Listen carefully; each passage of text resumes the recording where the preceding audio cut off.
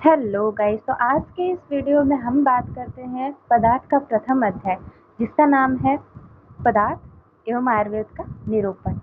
Okay, सो चलो। तो इस वीडियो में हम तीन टॉपिक कवर करेंगे, जिसका जो है पहला तो पदार्थ की व्युत्पत्ति, यानी कि वो उत्पन्न कैसे हुआ, फिर पदार्थ की परिभाषा, एंड देन पदार्थ के लक्षण।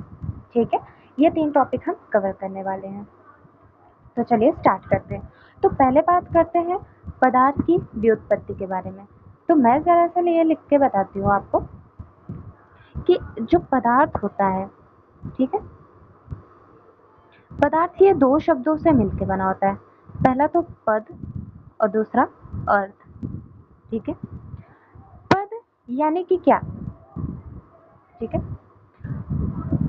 पद यानी कि हम जो शब्द है, जो शब्द हम बोलते हैं, पद यानी कि वो शब्द, मतलब जो भी हम शब्द बोलते हैं या फिर जो इस संसार में है, जो ऐसे कोई भी वस्तु हो, वह पदार्थ होती है।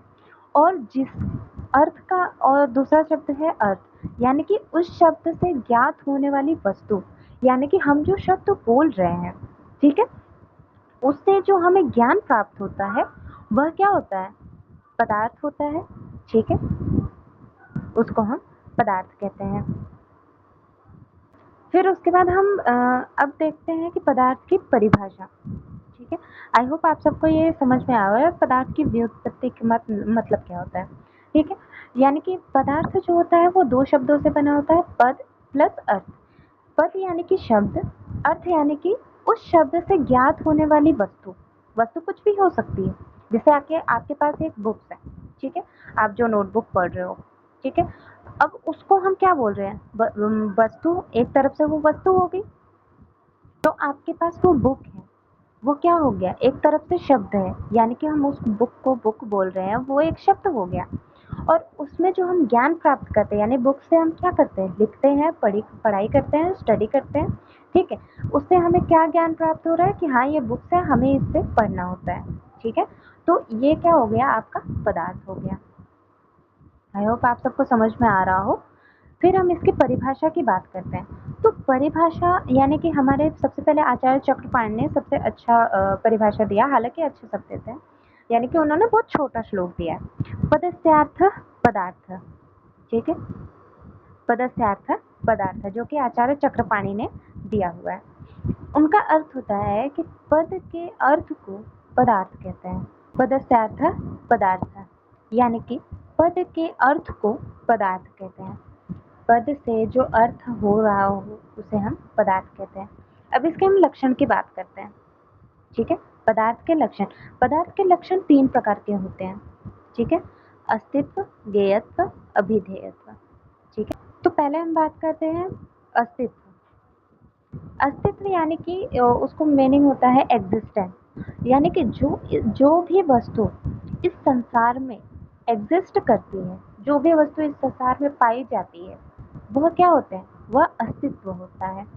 ठीक है, एग्जिस्ट करना जो भी इस संसार में है, जैसे कि हमारे पास ट्रेनें हैं, ठीक है, ट्रेन, बस, हमारे बुक्स, हमारे टेबल, चेयर जिस पर आप बैठे हो, उस पर स्टडी कर रहे हो, ठीक है, वो सब क्या हो गया?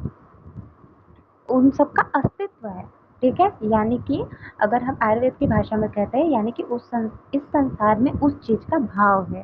ठीक है, तो उसे हम अस्तित्व कहते हैं। ठीक है, फिर दूसरा शब्द आता है ज्ञेयत्व। ज्ञेयत्व यानी कि जिसके द्वारा, ठीक है, हमें जिसके द्वारा ज्ञान प्राप्त होता हो, उसे हम ज्ञेयत्व कहते हैं।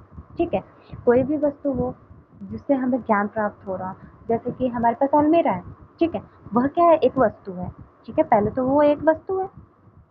वस्तु के बाद उससे हमें क्या ज्ञान प्राप्त करना है कि भाई उसमें हम अपने कपड़े रख सकते हैं, अपने बुक्स रख सकते हैं, या फिर ऐसे कोई भी चीज़ जो हमारी यूज़फुल की चीज़ें होती है, डेली लाइफ की चीज़ें होती है, उसको हम रख सकते हैं।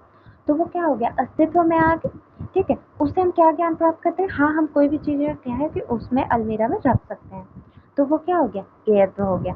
फिर थर्ड पॉइंट आता है अभिधेयत्व। अभिधेयत्व में यानी कि उस पदार्थ का नाम हो। ठीक है, जो भी चीज़ें हम यूज़ कर रहे हो उस चीज़ का कुछ ना कुछ तो नाम होना चाहिए ना। जैसे आपने अलमीरा में सामान रखा, आपने ज्ञान प्राप्त किया कि हाँ इस अलमीरा में हम ये चीज़ें रख सकते हैं, ठीक है, लेकिन उसका हमने नाम कैसे किया,